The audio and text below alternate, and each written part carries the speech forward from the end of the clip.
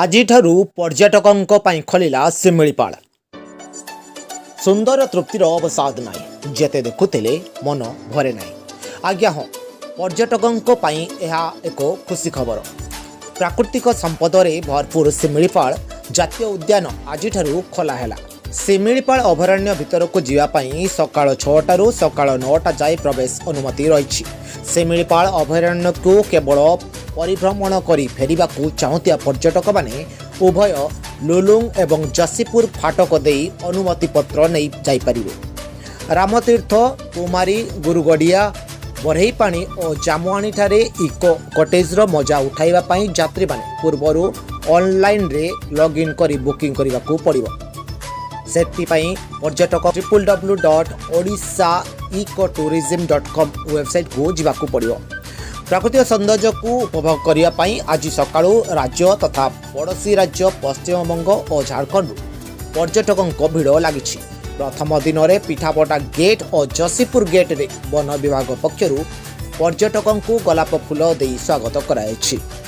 ତେବେ ପ୍ରଥମ ଦିନରେ ବାରିପଦା ପଟୁ 25ଟି ଗାଡ଼ି ଓ ଯଶୀପୁର ପଟୁ 35ଟି ଗାଡ଼ି ଶିମିଳିପାଳ ବୁଲିବାର ଅନୁମତି ନେଇ ଭିତରକୁ ପ୍ରବେଶ କରିଛନ୍ତି।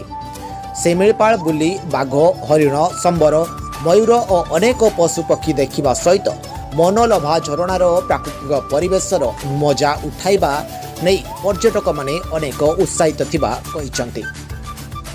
ପ୍ରତ୍ୟେକ ଦିନ ଯଶୀପୁର ତନଖି ଫାଟକ ଦେଇ 35ଟି ଓ ବାରିପଦା ପିଠାବଟା ତନଖି ଫାଟକ ଦେଇ 25ଟି ପର୍ଯ୍ୟଟକଙ୍କ ଗାଡ଼ିକୁ ପ୍ରବେଶ ପାଇଁ ଅନୁମତି ମିଳିଛି।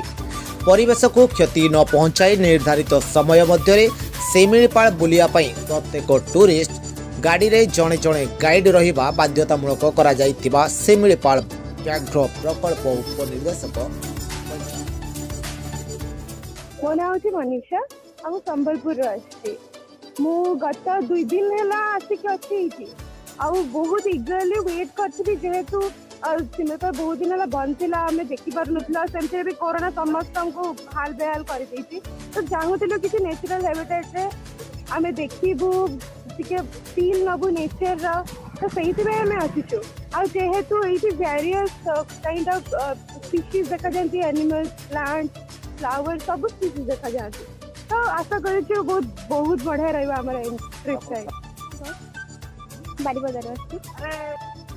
ଶିମିଳିପାଳରେ ବିଭିନ୍ନ ଜୀବଜନ୍ତୁ ଆଉ ସୁନ୍ଦର ସୁନ୍ଦର ୱାଟରଫଲ୍, ସନସେଟ୍ର ଭ୍ୟୁ, ସୁନ୍ଦର ସୁନ୍ଦର ଭ୍ୟୁ।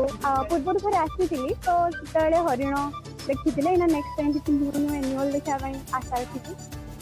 କୃଷ୍ଣ ମହନ୍ତ, ମୁଁ ବାରିପଦାରୁ ଆସିଛି।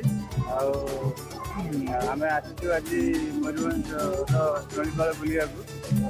ଏଠି ଆମେ ଆକ୍ଚୁଆଲି ଆଜି ଫାଷ୍ଟ ଓପନିଂ ହେଉଛି, ତ ସେଥିପାଇଁ ଆମେ ବହୁତ ଏକ୍ସାଇଟେଡ୍ ଅଛୁ। ଆଉ ଆମେ ଭାବୁଛୁ ଗଲା ମାନେ ଆମକୁ ଦେଖିବାକୁ ମିଳିବ ବାଘ କି ମାନେ କିଛି ଆନିମଲ୍ସ ଆମକୁ ଦେଖିବାକୁ ମିଳିବ।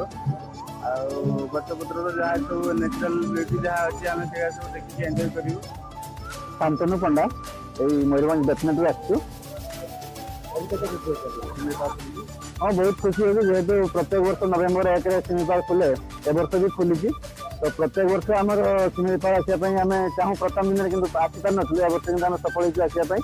ଯେହେତୁ ପ୍ରଥମ ଦିନରେ ଆମେ ଭାବୁଛୁ କି ଯେହେତୁ ଗାଡ଼ି ମଟର ଚାଲି ନଥିଲା ଭିତରେ, ତ ଏବେ ପ୍ରଥମ ଥର ଯିବୁ, ମାନେ ବନ୍ୟ ଜୀବଜନ୍ତୁ ଅଧିକ ଦେଖିବା ପାଇଁ ଆମେ ଆଶା ରଖିଛୁ। ତ ସେଥିପାଇଁ ଆମେ ରାତି 4ଟାରୁ ଆସି ଆମେ ଲାଇନ୍ ଦେଇଛୁ। ଆମେ ଅନଲାଇନ୍ ବି କରିଥିଲୁ। ଏବେ ଚାଲିଛି ଆମର କାଗଜପତ୍ର। ତାପରେ ଏଠି ଏପ୍ରୁଭ୍ ହେଲା ପରେ ଆମେ ଯିବୁ, ଭିତରକୁ ଯିବୁ ଆଉ।